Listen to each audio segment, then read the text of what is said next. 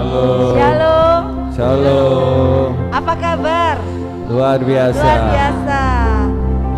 Selamat malam buat teman-teman semua yang ada di ruang Matius maupun yang ada di ruang Zoom maupun yang nanti akan menyaksikan di channel YouTube.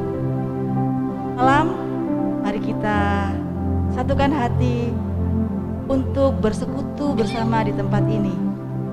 Bapak Ibu Saudara sekalian, kita sudah berjalan di jalan yang benar. Karena Yesus sendiri mengatakan bahwa akulah jalan dan kebenaran. Kita nyanyikan satu lagu ini ya. Kita yakin bahwa jalan yang kita lalui saat ini adalah jalan yang benar.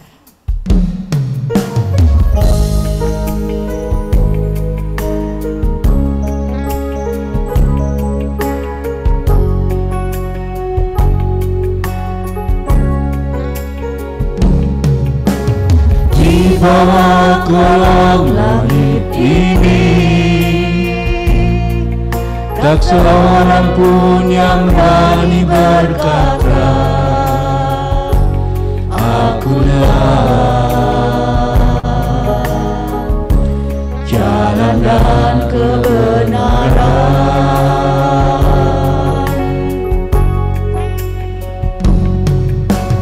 Di seluruh jagat raya ini, semua manusia pasti ada celah. tak satu Yang lepas dari dosa.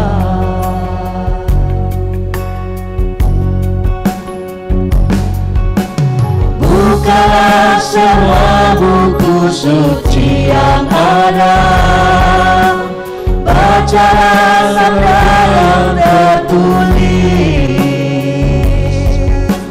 Hanya Yesus yang berani berkata, akulah jalan dan kebenaran. Sekali lagi katakan, di bawah kolong langit ini, Di bawah kolong langit ini, tak seorang pun yang berani berkata, akulah jalan dan kebenaran.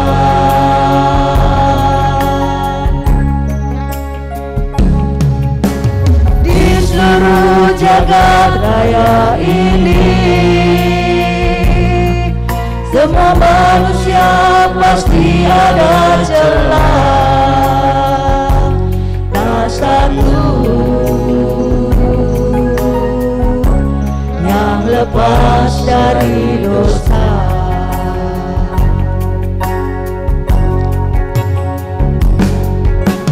Bukalah semua buku suci yang ada, bacalah sabda yang tertulis.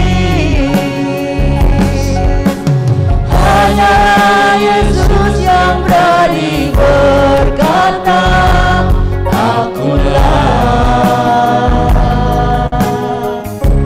jalan dan kebenaran.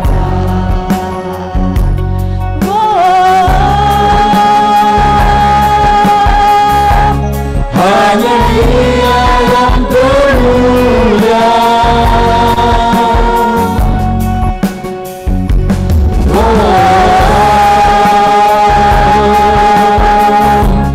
Hanya Dia yang layak disembah.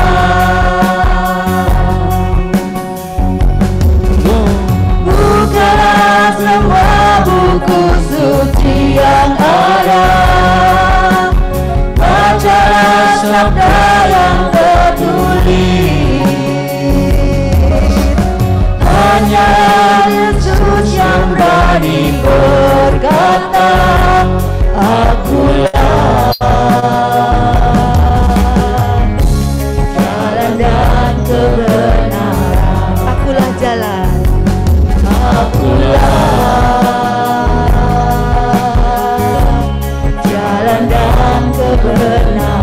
Yesuslah jalan kebenaran.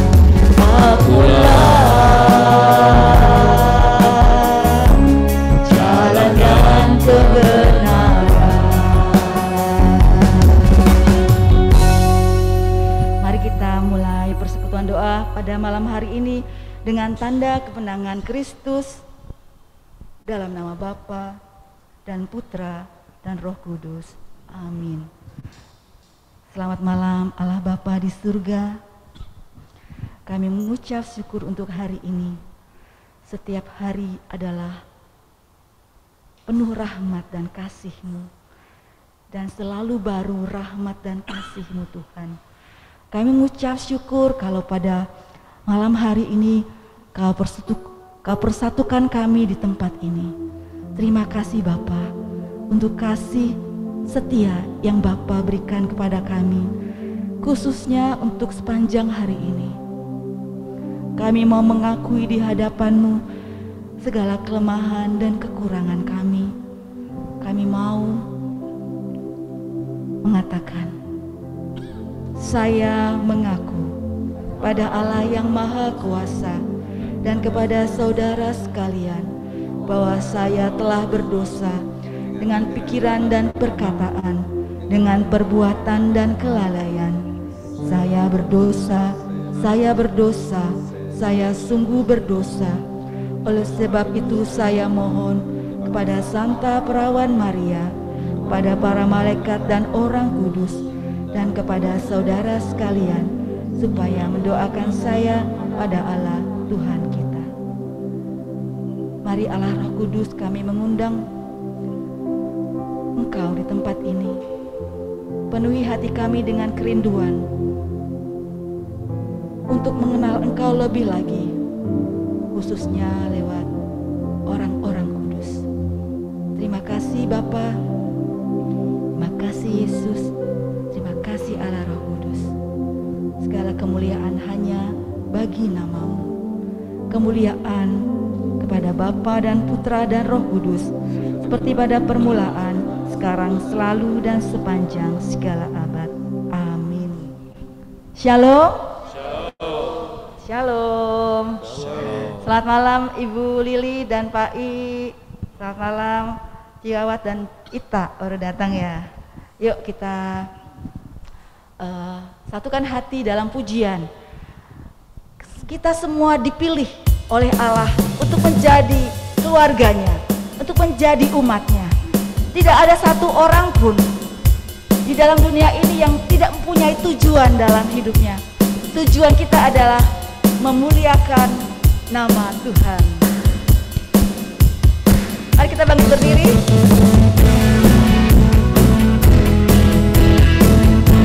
Kita dipilih. Kita dipilih dari segala bangsa.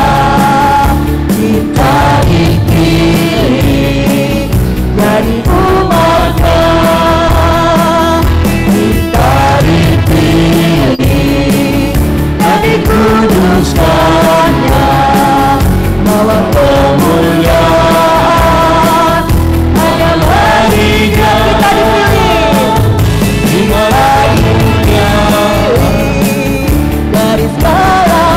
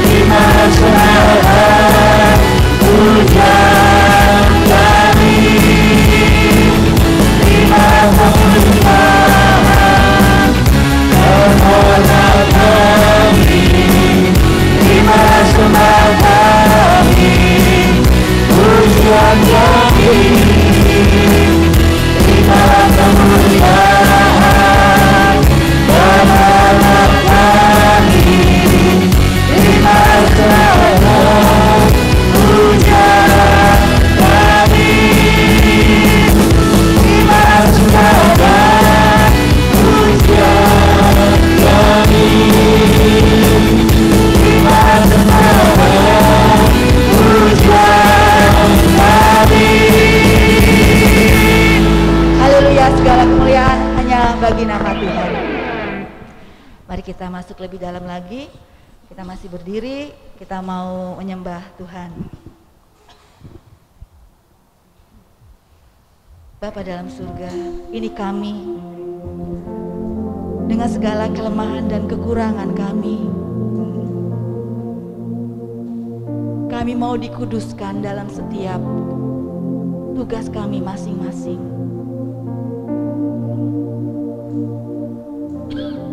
Tapi kami mau mengakui segala kelemahan dan kekurangan kami. Kami tidak mampu melakukan kebaikan seorang diri. Kami memerlukan Engkau.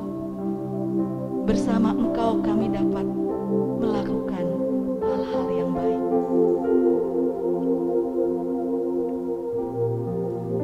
Kami ingin disempurnakan. Kami ingin selalu dikuduskan.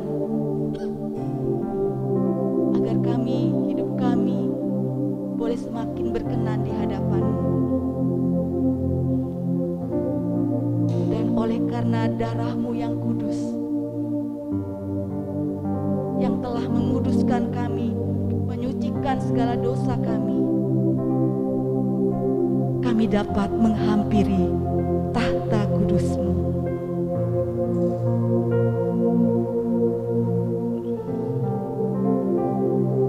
Segala kekosongan hati kami,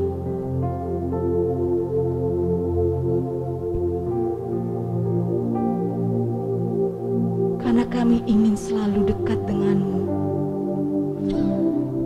yang dapat memuaskan jiwa kami. Allah Roh Kudus, mari hadir di tempat ini. Kami mengundang-Mu.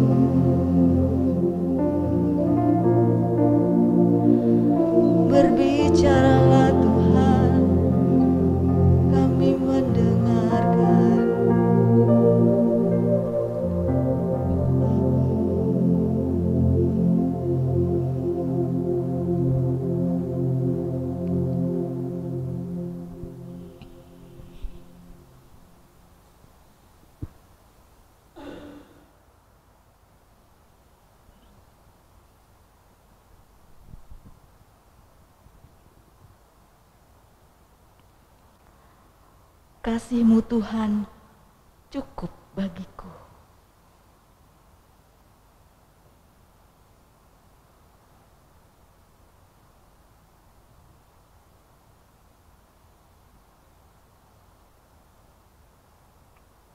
Bersama-Mu, aku tidak pernah kekurangan.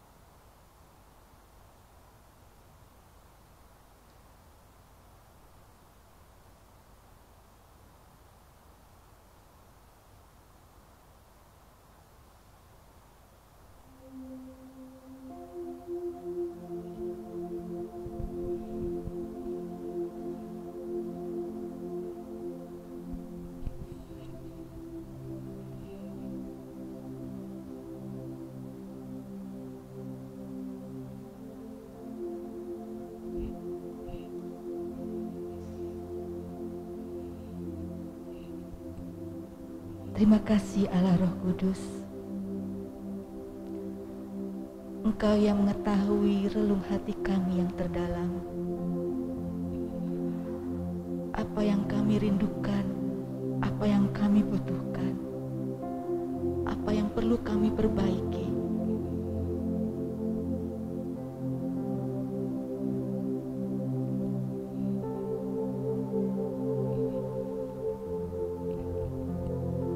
Isilah kekosongan hati kami ini dengan kasih-Mu ya Tuhan.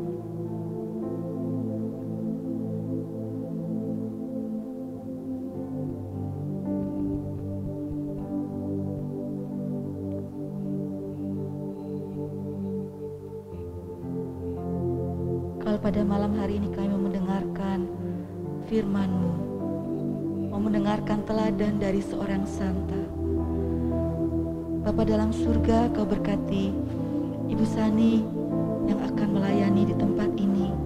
Biarlah Tuhan pakai seluruh hatinya, akal budinya Tuhan untuk mewartakan firman-Mu.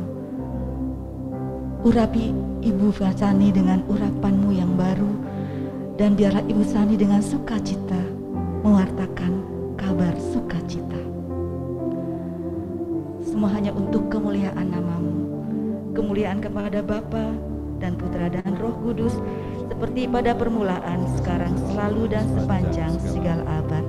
Amin. Silakan Ibu Sani.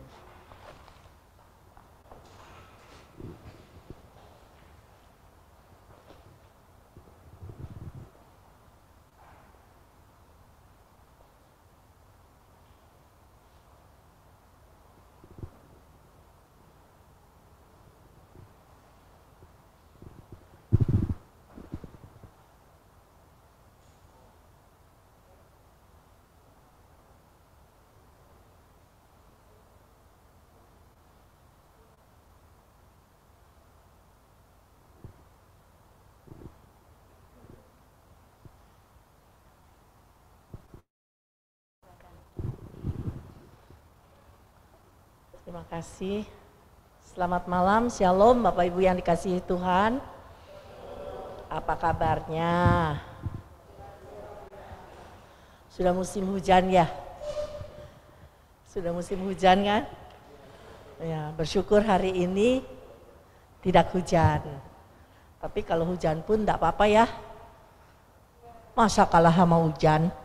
Ya, niat kita tidak boleh dikalahkan oleh hal yang kecil untuk datang mencari Tuhan. Malam hari ini kita akan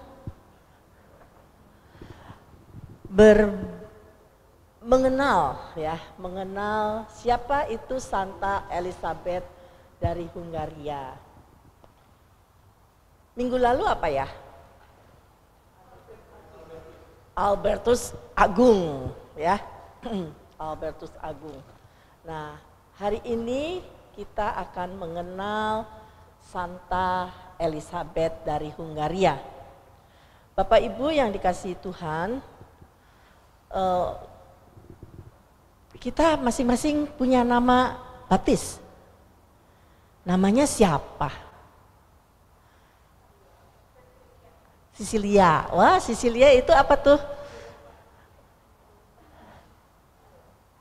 Lebih kepada apa ya Cecilia ya? Ya? Pujian. Ya. Terus Mas, siapa Mas? Petrus. Oh, Petrus. Apa tuh? Pemegang kunci surga ya. Kita beramai-ramai daftar ya. Terus pakai jangan galak-galak. Terus Maria, kita tahu semuanya. Messi? Natalia, apa tuh keistimewaannya? Yok? Ursula, apa tuh? Lebih kepada apa? Kita harus mengenal nama baptis kita. Saya Irin, artinya perdamaian, membawa damai.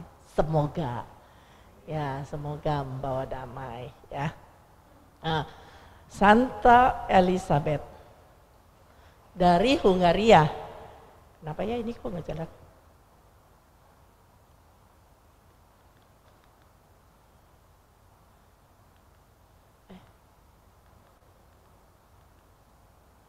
Gak bisa ya, petunjuknya gak bisa lagi.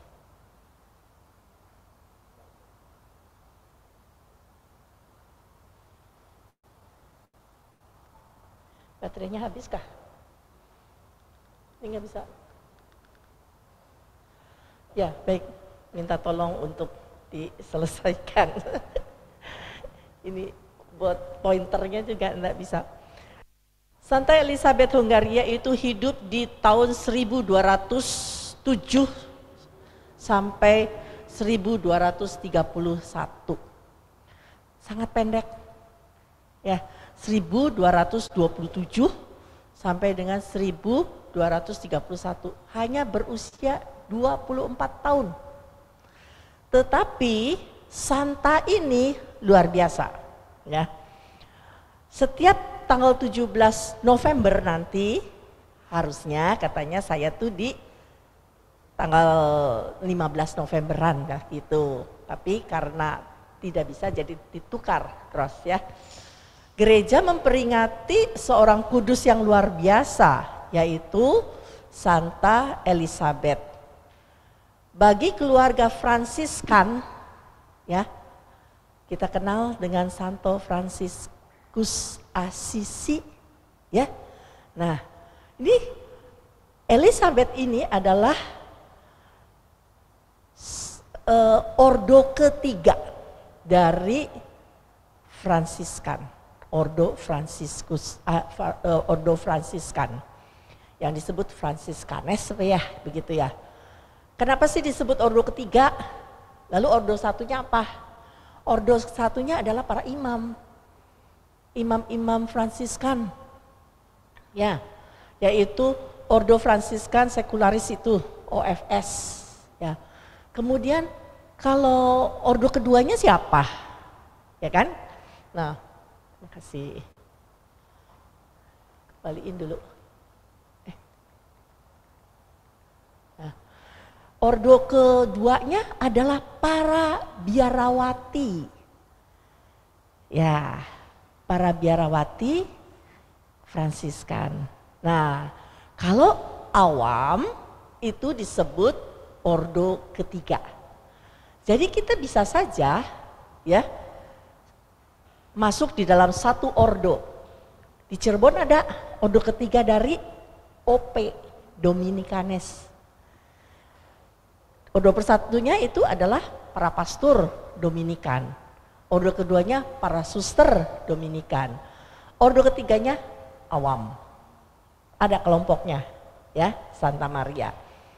Nah, ordo apa sih disebut ordo lalu apa ininya dengan ordo ketiga gitu. Lah, ordo ketiga hidup awam yang mengikuti regula dari ordonya. Jadi ketentuan-ketentuannya. Misalnya hidup rohaninya harus begini. Jadwal setiap pagi harus baca brifir misalnya. Nah, regula-regula itulah yang harus diikuti oleh awam tersebut yang bergabung di dalam ordo ketiga suatu ordo. Suatu ordo itu ya ordonya apa? Karmelit kah? Dominikan kah? Atau Fransiskanes kah? Gitu. Ya, atau salib suci. Itu, ya. Lalu hidup dari Santa Elizabeth itu sangat singkat. Tadi disebut 24 tahun.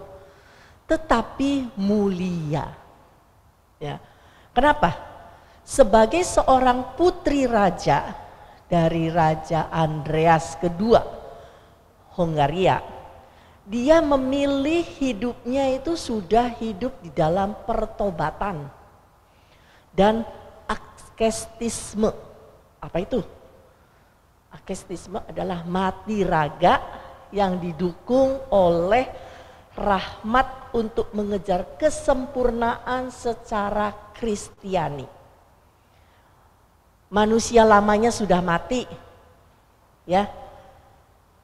Sekarang adalah manusia baru yang mengikuti teladan Kristus, bangkit bersama Kristus, hidup baru, mengikuti teladan supaya semakin sempurna dengan pribadi Kristus.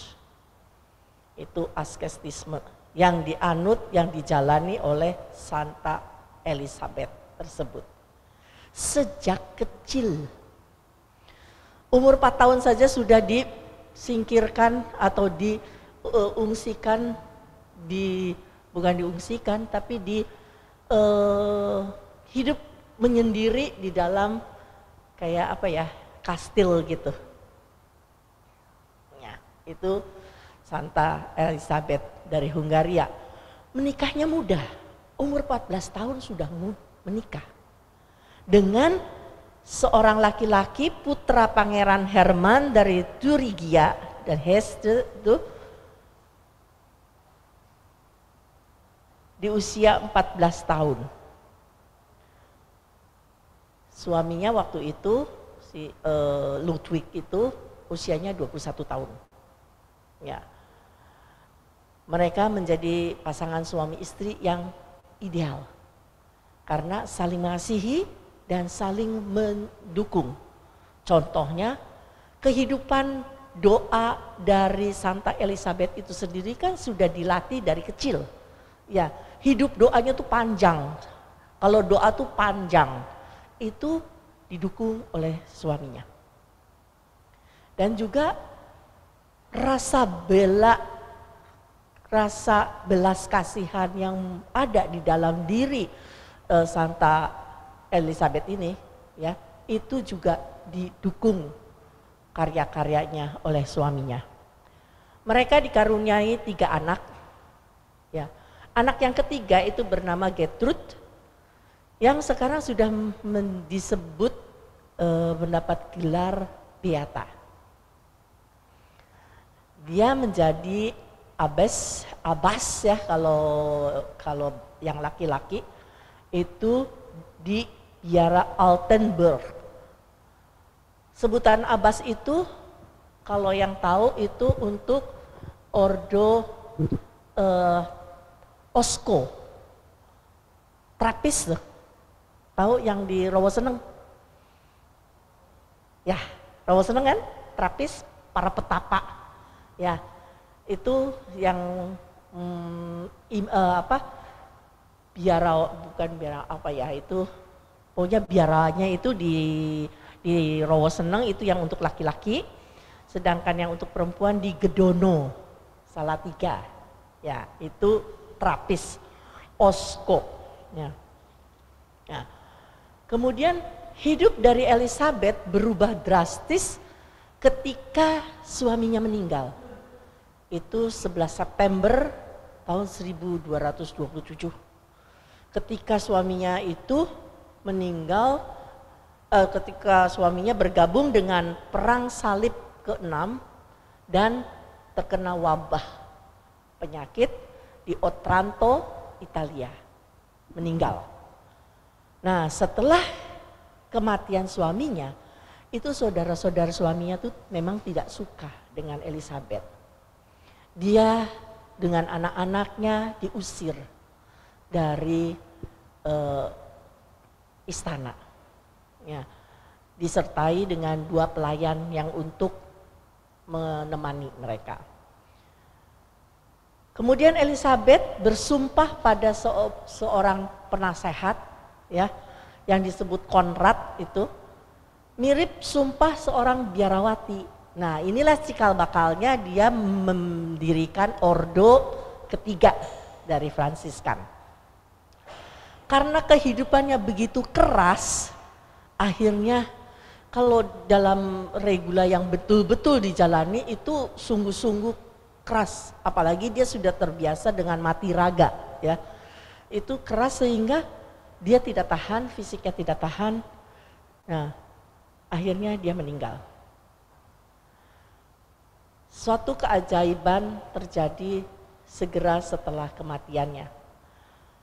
Dilaporkan dari beberapa kalangan terjadi mujizat, baik di makamnya, di gereja, di rumah sakit yang dia dirikan. Banyak terjadi kesembuhan-kesembuhan.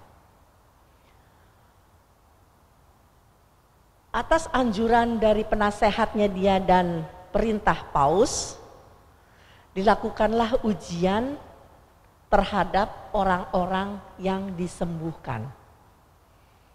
Nah, kalau gereja Katolik itu butuh tahapan-tahapan untuk menyatakan orang ini menjadi orang kudus dan sebagainya, itu banyak sekali tahapan-tahapan yang harus diikuti dan itu membutuhkan waktu lama. Tetapi untuk Elizabeth dalam waktu singkat sudah dinyatakan kudus. Ya.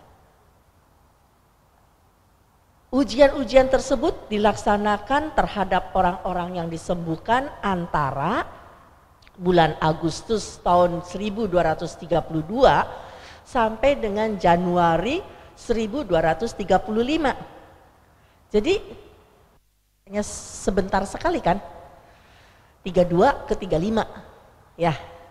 Jadi sekitar 3-4 tahun lah gitu kan.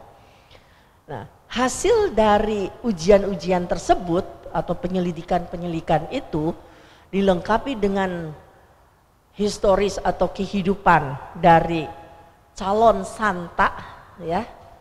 Dalam hal ini adalah Elizabeth itu bersama dengan testamen, ya. Testamen itu pernyataan-pernyataan dari para pelayan yang mengenal Elizabeth waktu hidupnya, itu membuktikan bahwa alasan yang cukup untuk dikanonisasi. Cepat sekali. Tahun 1235, tanggal 27 Mei, itu sudah dinyatakan sebagai seorang santa oleh Paus Gregorius ke-9. Jadi Bapak Ibu saudara-saudara yang terkasih, kita awam juga bisa menjadi orang kudus. Elizabeth kan menikah, punya anak, ya kan? Bukan seperti Santo Fransiskus Assisi, Santo Fransiskus Xaverius gitu kan? Itu kan memang imam, ya enggak? Nah, buktinya bisa. Dan Bapak Paus Fransiskus sendiri menyatakan bahwa hidup kita itu, ya, dalam perjalanan menuju akhir itu harus diupayakan untuk hidup kudus, hidup suci. Untuk menjadi orang kudus dan orang suci di tengah-tengah dunia yang sedang dalam tanda kutip tidak tahu mau terjadi apa.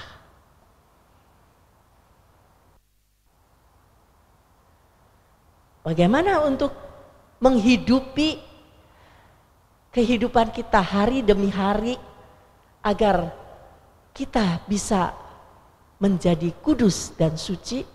Tentunya patokannya adalah firman Tuhan.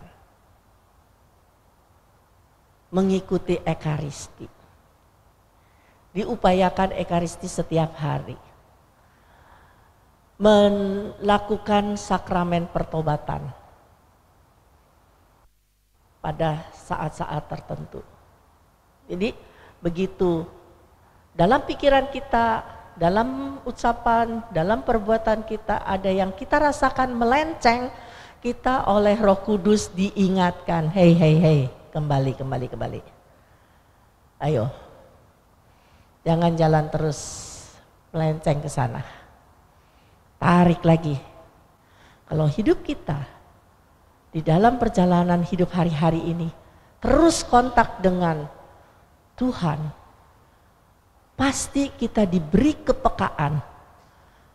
Kalau kita mau melakukan hal yang salah, pasti Roh Kudus mengingatkan dalam hati kita. Tinggal kitanya saja, peka atau tidak. Betul Kak? Peka atau tidak. Nah, kepekaan itulah harus dilatih. Ini suara Tuhan. Oh, ini bukan. Ini mah saya sendiri nih. Begitu. Keinginan saya sendiri bukan keinginan Tuhan. Jadi kepekaan itu dilatih. Yaitu kita harus kontak terus, ibaratnya tuh setiap saat itu kontak dengan yang ilahi, Tuhan. Gitu. Lalu Bapak Ibu yang dikasihi Tuhan, apa sih sebenarnya yang kita bisa ambil teladan dari Santa Elizabeth ya, Elizabeth ini. Santa Elizabeth itu sangat mengasihi dan peduli kepada kaum miskin. Ini foto atau gambaran bahwa dia seorang putri raja, tetapi tidak mau bersikap seperti seorang putri. Pakaiannya sederhana, tetapi anggun. Dan dia selalu membagi-bagikan roti yang menjadi kebutuhan dari para kaum miskin ini yang ada di stok, ya boleh dikatakan stok dalam rumah tangga istana. Ya, kita baca Matius 25 ayat 40.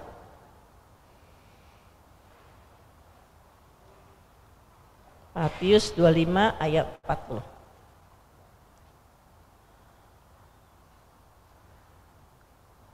Satu, dua, tiga. Dan raja itu akan menjawab mereka, aku berkata kepadamu, ya, sesungguhnya, saya tidak tulis di situ, sesungguhnya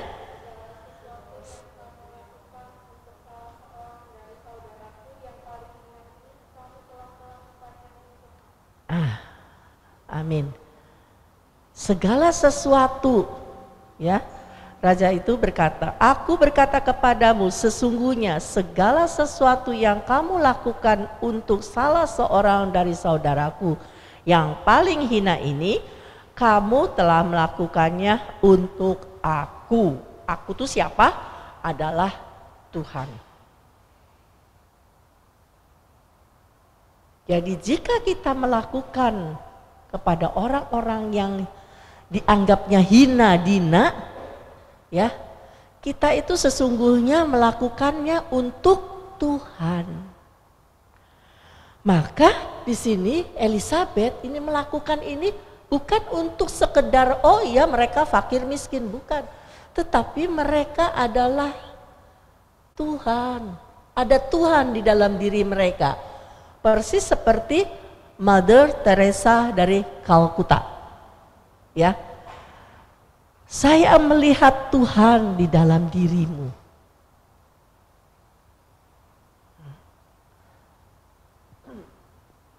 Ya. Jadi Elizabeth mewujudkan cintanya pada Allah dengan melakukan cinta kasih yang besar kepada orang miskin dan menderita. Sehingga oleh Paus Leo ke-11 dia dijadikan orang kudus pelindung bagi karya amal gereja Katolik.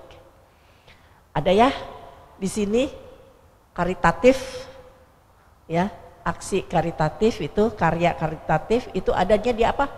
PSE. Nah, Santa pelindungnya Santa Elizabeth nih, PSE.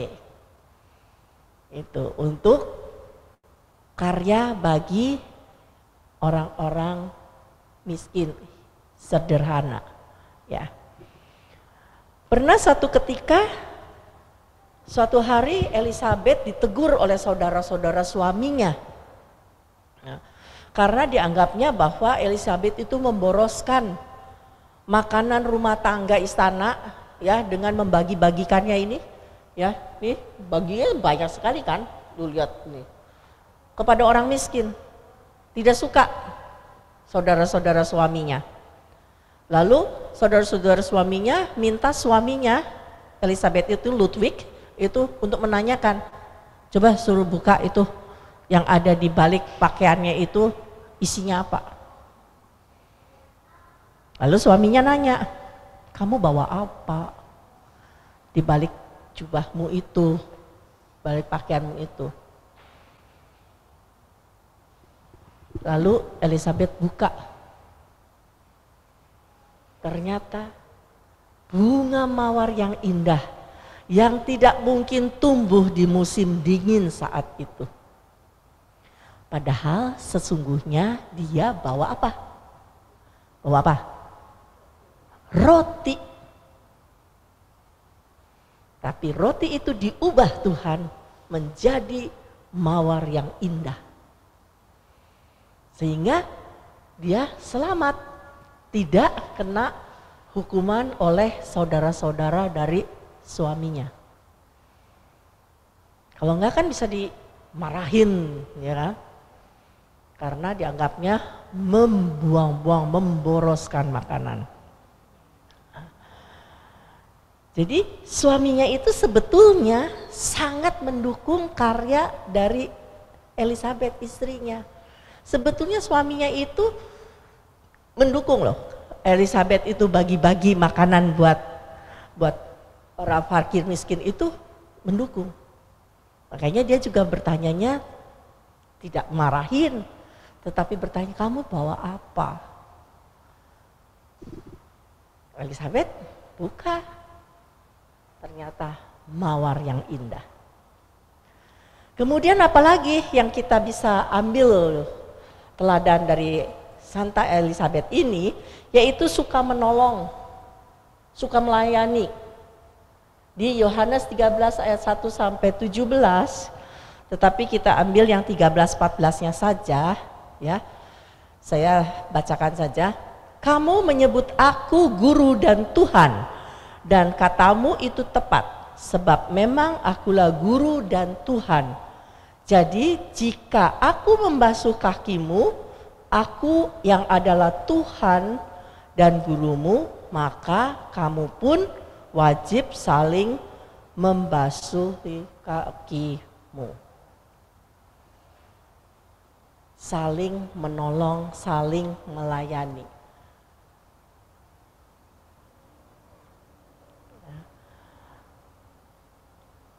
Dilanjutkan dengan yang ketiga, karena ini ada kaitannya. Selalu berjuang dan tanpa mengeluh. Diambil dari Lukas 17 ayat 10. Demikian jugalah kamu, apabila kamu telah melakukan segala sesuatu yang ditugaskan kepadamu, hendaklah kamu berkata, kami adalah hamba-hamba yang tak berguna. Kami hanya melakukan apa yang kami harus lakukan. Siapa yang ikut misa harian pagi ini? Ada bacaan ini enggak? Pada bacaan pertama. Ya. Kami adalah hamba-hamba yang tidak berguna. Kami hanya melakukan apa yang kami harus lakukan. Elizabeth ini mendirikan sebuah rumah sakit di kaki Bukit Karang. Memang ada sebetulnya kerajaan itu ya sudah menyediakan rumah sakit. Tetapi bangunannya itu ada di Bukit Karang sehingga orang-orang yang sakit, orang yang cacat itu tidak mungkin bisa naik ke atas itu. Sehingga Elizabeth ya berikhtiar dengan uang yang ada, dia membangun rumah sakit itu. Ada 28 apa 29 bed. Para pasiennya itu orang-orang yang miskin itu. Dan Elizabeth sendirilah yang melayani, yang merawat, yang memandikan, yang mencuci, yang membereskan tempat tidurnya, yang memberi makan.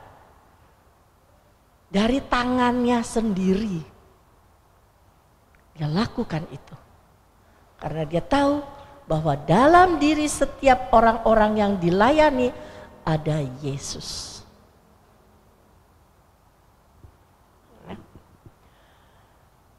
Kemudian yang keempat adalah bersyukur dan taat berdoa. Diambil dari 1 Tesalonika 5, 16-17. Bersukacitalah senantiasa, tetaplah berdoa, mengucap syukurlah dalam segala hal. Sebab itulah yang dikehendaki Allah di dalam Kristus Yesus bagi kamu. Nah, setelah suaminya Ludwig itu meninggal, kehidupan Elizabeth beserta 3 anaknya itu tadi sudah diusir, dihina, menderita, dinista, difitnah dan sebagainya oleh keluarga sang suami. Mereka diusir keluar dari istana. Pada saat itu adalah musim dingin. Dan musim dinginnya yang sungguh luar biasa, membeku, dan dia pergi ke atau sampai di kota Eisenach ya. Di mana kota tersebut sebetulnya sering menikmati amal kasih dari Elizabeth. Elizabeth sering membagikan kasih karitatifnya ya, pelayanan kasihnya itu di kota tersebut.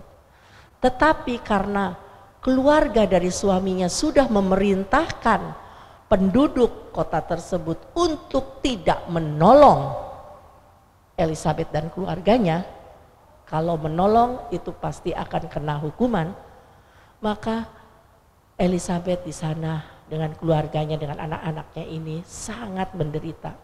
Hanya ada 1 orang yang mempunyai seperti pondokan lah gitu ya, yang mau menampung, memberinya tempat kecil, tempat barang-barang itu disingkirkan, kemudian mereka boleh tinggal.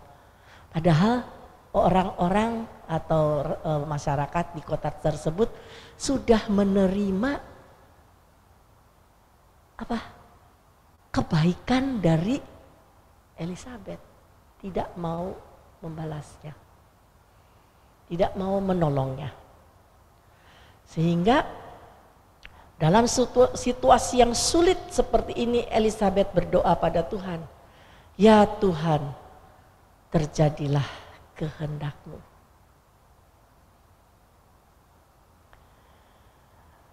Bapak Ibu yang dikasihi Tuhan, bagaimana hari-hari akhir di dunia ini di Indonesia khususnya ataupun di luar negeri. Ya. Banyak sekali orang yang kalau mau menolong orang tuh mikir-mikir dulu. Betul nggak? Betul nggak? Mikir-mikir dulu. Contoh. Tadi pagi saya mendapatkan WA. Itu terjadi juga pada diri saya sendiri gitu. Kita sudah berpikir negatif dulu, ya. Udah mencap dulu kalau orang ini tiba-tiba minta uang, tolong dong saya butuh uang, ya. 50.000, dia bilang mau beli Pampers. Timbul pertanyaan, betul nggak nih? Orang ini jujur nggak? Ya kan? Saya harus memberi atau tidak? Jadi bukan langsung beri seperti yang dilakukan Elizabeth kan? Tidak diminta lagi beri gitu kan? Tetapi ini langsung, jangan-jangan nipu. Betul nggak? Karena memang sekarang itu zamannya menipu begitu kan. Saya bilang jangan-jangan itu nomornya dia dihack nggak sama orang. Karena pernah nomor telepon suami saya itu dihack sama orang, diambil fotonya ya, tapi nomornya ganti. Kemudian semua chat kontak person yang ada di dalam kontak suami saya itu dihubungi, bilangnya ini kamu mau beli nggak, ini lagi ada promo murah begitu. Nah, saya juga berpikir apakah jangan-jangan nomor HP-nya dia itu dihack orang, ya nggak? Jadi bukan orang yang sebenarnya gitu. Nah, itu jadi kita tuh hidup itu sudah mulai saling curiga. Saya beberapa waktu yang lalu itu lihat YouTube.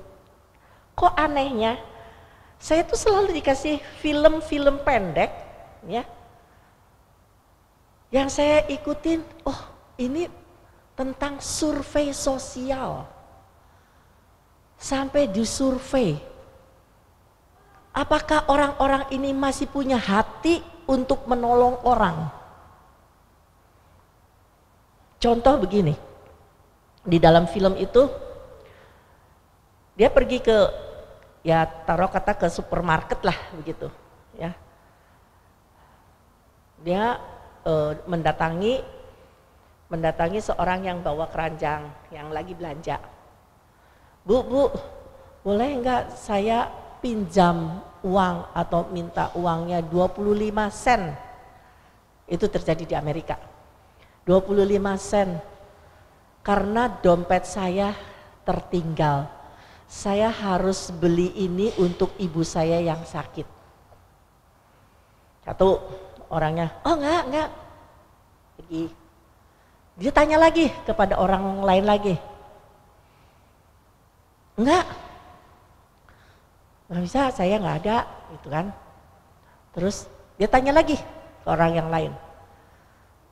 Oh ya, ada, saya bisa bantu kamu. Ini saya kasih. Lalu ditanya sama orang tersebut, kenapa kamu mau bantu saya? Dijawablah sama orang yang ketiga ya, berarti si C lah ya. Karena saya melihat Anda itu orang baik. Orang jujur.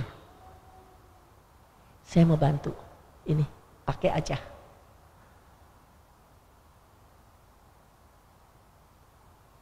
Lain cerita lagi.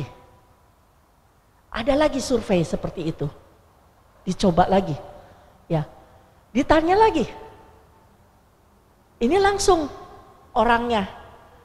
Ya, orang yang ditanya pertama itu langsung ngebantu. Oh ya ini, bisa. Saya ini ada, pakai aja.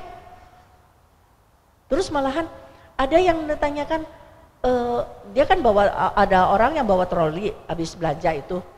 Nah, kemudian dia menanyakan, saya boleh dong, saya lapar, boleh nggak saya minta makanannya? Oh iya, kasih. Yang belanjaannya dia kasih, sama air minumnya, cukup ini, cukup. kenapa kamu bantu saya? Dijawab sama orang yang memberinya, karena saya juga suatu ketika perlu bantuan orang lain. Jadi berbeda-beda. Ada yang melihat bahwa kamu nampaknya baik, ya, kamu nampaknya jujur, kamu nampaknya membutuhkan bantuan memang, dan saya juga suatu ketika pasti butuh bantuan orang, makanya saya lakukan itu. Ada lagi yang ditanya,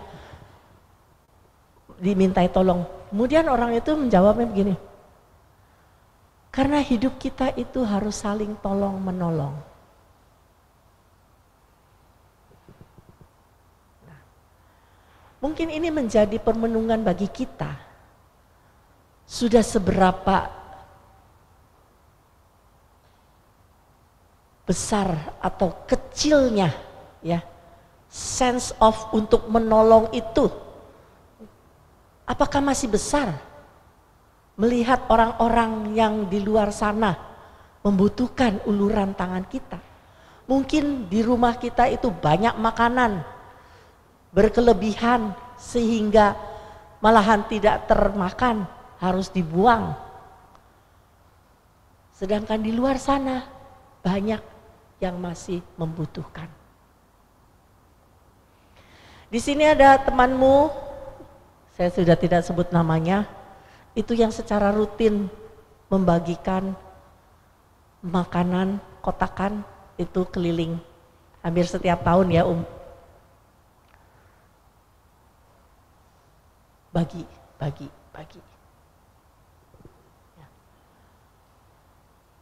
Hal kebaikan saja harus disurvei. Jadi betapa sekarang itu orang-orang sudah sudah acuh tak acuh, sudah menimbulkan individualismenya itu tinggi. Tidak peduli orang lain, yang penting saya selamat.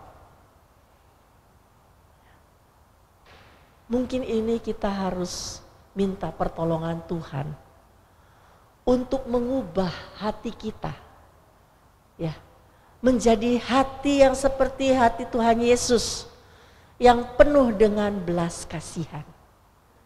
Tuhan Yesus kalau melihat sesuatu itu pasti pertama itu belas kasihan. Ya. Mari kita tundukkan kepala, kita mau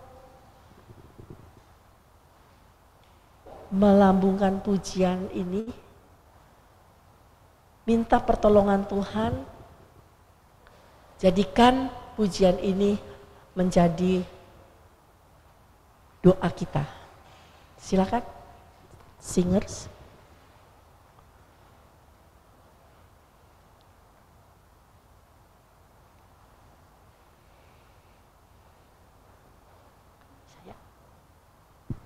Oh ini dari sini ada. Ya.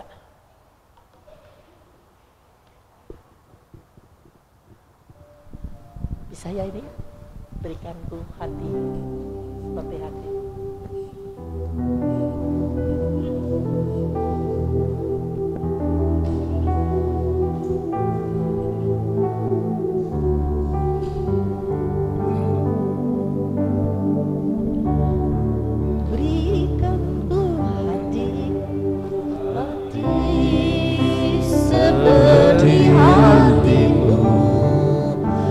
Penuh dengan belas kasihan, berikanku mata seperti matamu, memandang tuayan di sekelilingku.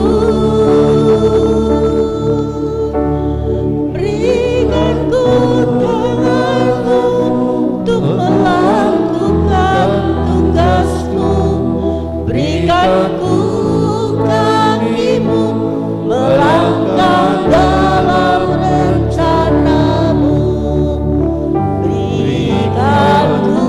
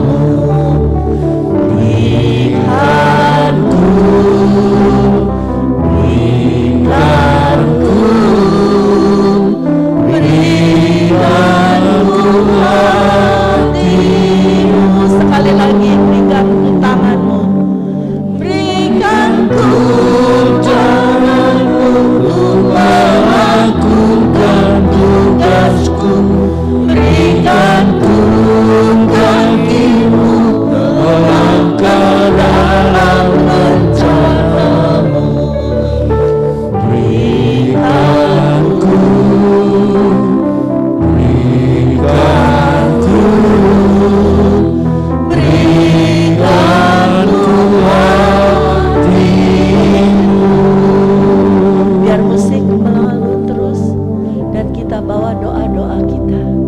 Mohon kepada Tuhan untuk memberikan hatinya, matanya, tangannya, telinganya untuk kita. Kita hening di hadapannya. Kita berbicara dari hati ke hati dengan Tuhan yang hadir di dalam pujian kita, di sini, yang dekat dengan kita, yang tadi sudah duduk bersama kita.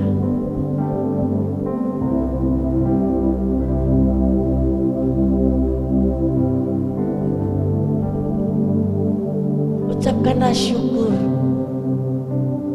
kalau kita sudah diberi banyak oleh Tuhan, diberi kehidupan, diberi kesehatan, diberi keluarga yang baik,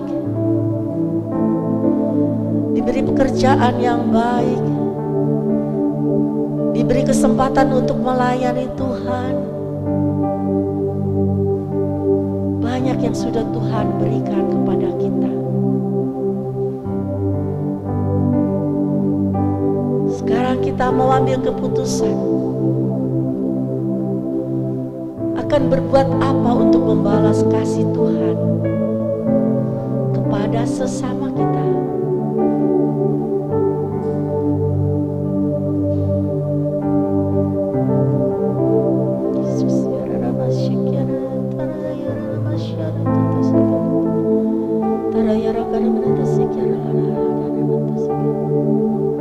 Tuhan, berikanlah kepada kami hati-Mu yang lemah lembut, hati-Mu yang penuh belas kasih, hati-Mu yang penuh cinta, hati-Mu yang penuh pengampunan, hati-Mu yang selalu peka kepada orang yang membutuhkan pertolongan, hati-Mu yang selalu mencintai, hati-Mu yang tak pernah merasakan lelah untuk menolong orang. Berikan kepada kami Tuhan. Mampukan kami untuk menerima karunia-karunia itu, karunia yang luar biasa, cinta kasih-Mu, untuk kami boleh membagikannya kepada sesama kami. Ajar kami terus Tuhan, bantu kami terus Tuhan, agar kami boleh menjadi perpanjangan tangan-Mu, hati-Mu, mata-Mu, mulut-Mu, telinga-Mu, kaki-Mu. Tuntun kami Tuhan. Beri kami kesempatan untuk membalas cinta-Mu. Terima kasih Tuhan Yesus. Sekali lagi kita angkat pujian ini. Berikan ku hati seperti hati-Mu.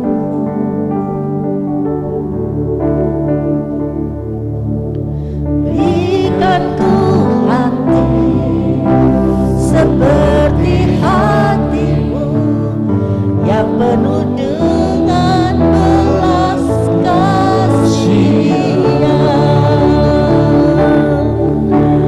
Berikan ku mata seperti mata-Mu yang memandang kerugian di sekelilingku. Berikan ku tangan untuk melakukan tugas-Mu. Berikan ku kaki-Mu melangkah dalam rencana-Mu. Berikan ku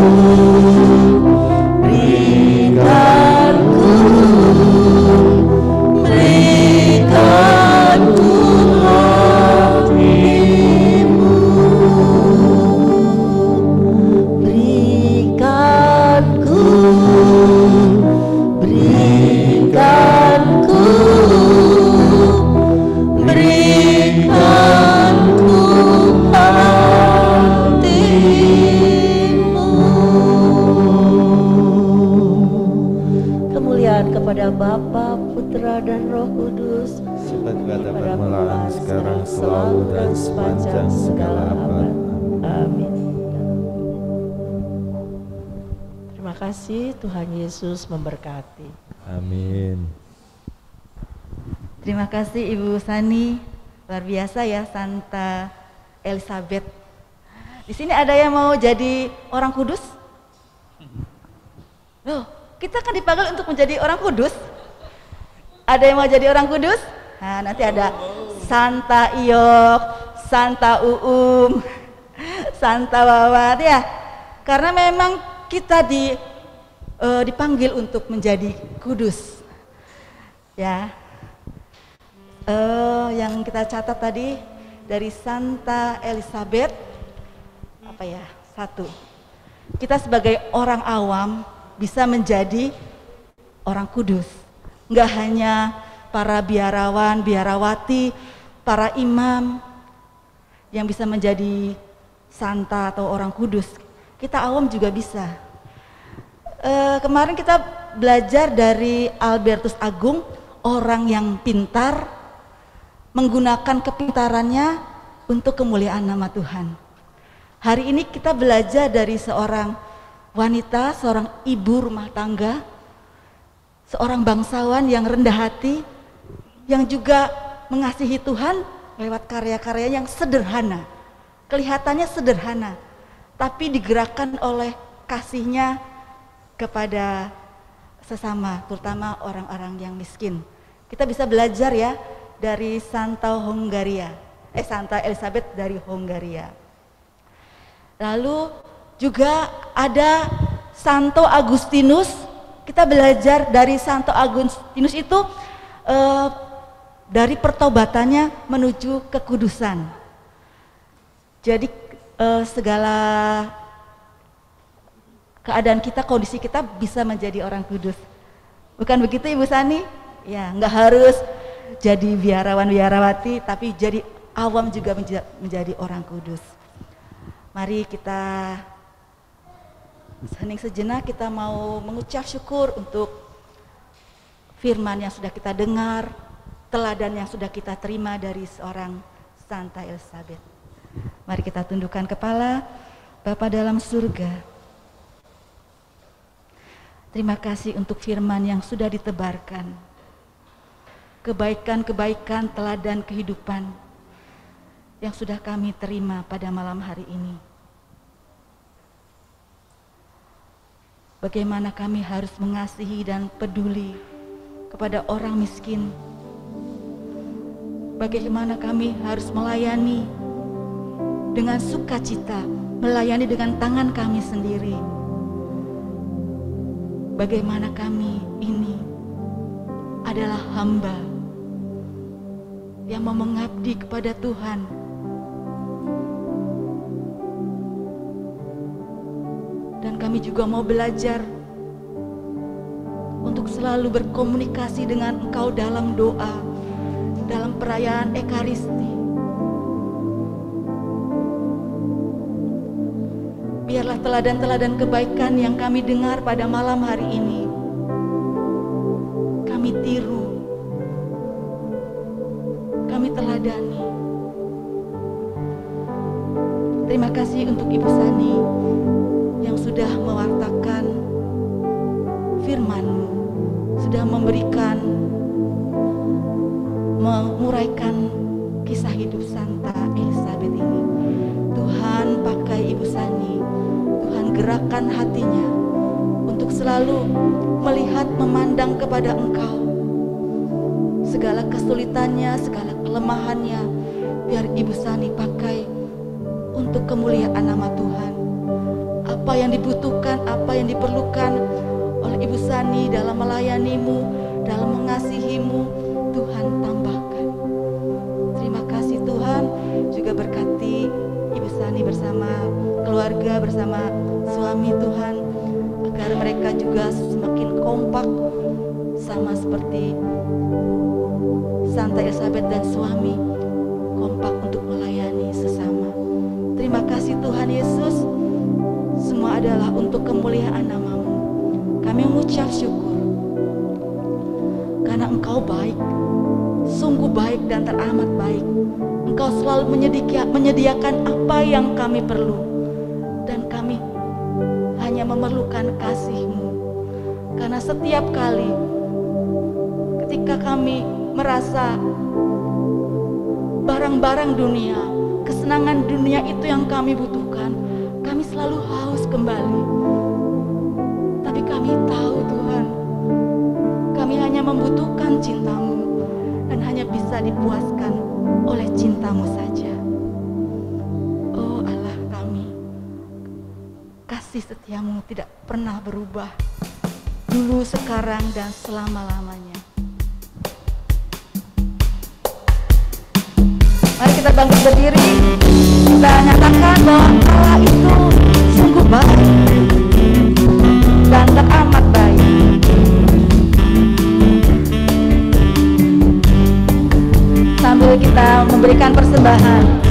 Itu baik, sungguh baik bagiku, ditunjukkannya kasih setianya yang menyediakan yang ku perlukan, menyatakan kebaikan, menyatakan kebaikan, menyatakan kebaikannya padaku. Allah itu baik, Allah itu baik, sungguh baik bagiku, ditunjukkannya kasih setianya yang menyediakan yang ku perlukan, menyatakan kebaikan, menyatakan kebaikan, menyatakan kebaikannya padaku. Kasih setianya tak pernah berubah, dulu, sekarang, dan selamanya. Ajaiblah besar dalam namanya, Yesusku luar biasa. Yesusku luar biasa, Yesusku, Yesusku luar biasa.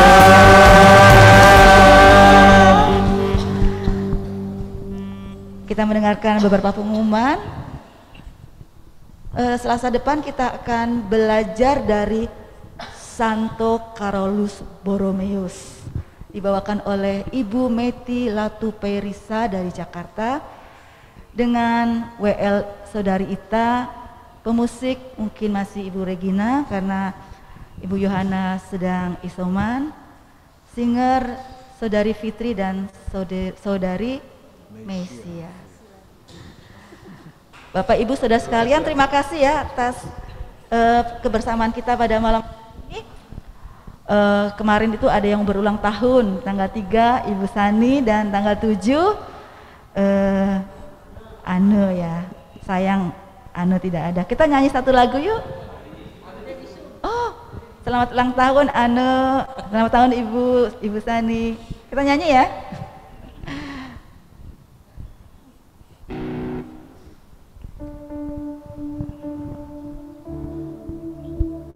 Selamat ulang tahun,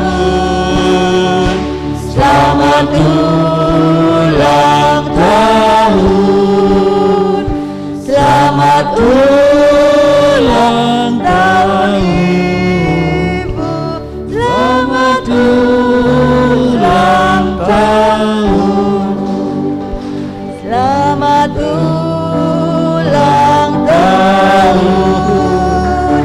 Selamat ulang tahun. Selamat ulang tahun Ane. Selamat ulang tahun Ane. Selamat ulang tahun. Tuhan berkati Ibu Sani dan Ane agar hidup Ibu dan Ane semakin menjadi sinar terang Tuhan, menjadi garam dan terang dimanapun berada. Amin. Terima kasih. Amin. Bapak Ibu, terima kasih untuk kehadirannya. kita juga mau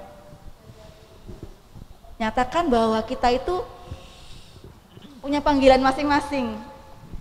Ya, karena kita dipilih, kita sudah dipilih menjadi alat kerajaan surga. Apapun bagian kita, jangan melihat bagian orang lain, besar kecil, Tuhan memakai kita untuk kemuliaan namanya. Amin.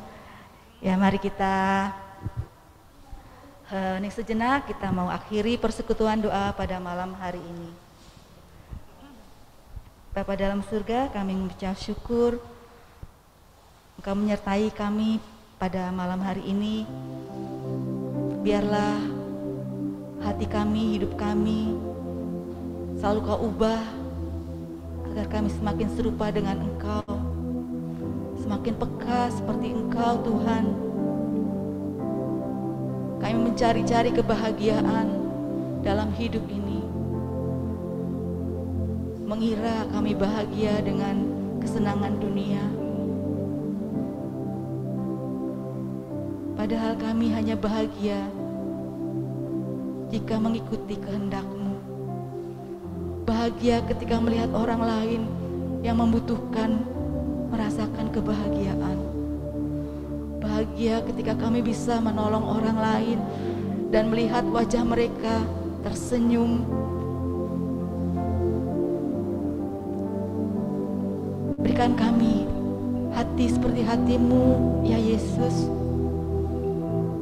Memikirkan seperti Engkau berpikir, memandang orang lain seperti Engkau memandang. Mungkin hidup kami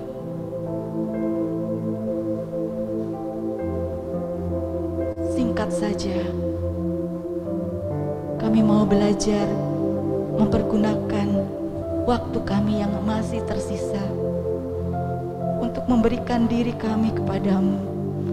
Mau belajar diubah, mau belajar disempurnakan. Kami mau berdoa untuk teman-teman kami yang sedang sakit, untuk mereka yang bergumul dengan sakit penyakit, bergumul dengan masalah relasi dengan keluarga, bergumul dengan masalah perekonomian, bergumul dengan kuasa jahat, bergumul dengan masa lalu yang buruk. Bapa dalam surga, tolong mereka ya Bapa, tolong mereka, sembuhkanlah mereka, bebaskanlah mereka. Terima kasih Bapa, kami mengandalkan Engkau dalam kehidupan kami.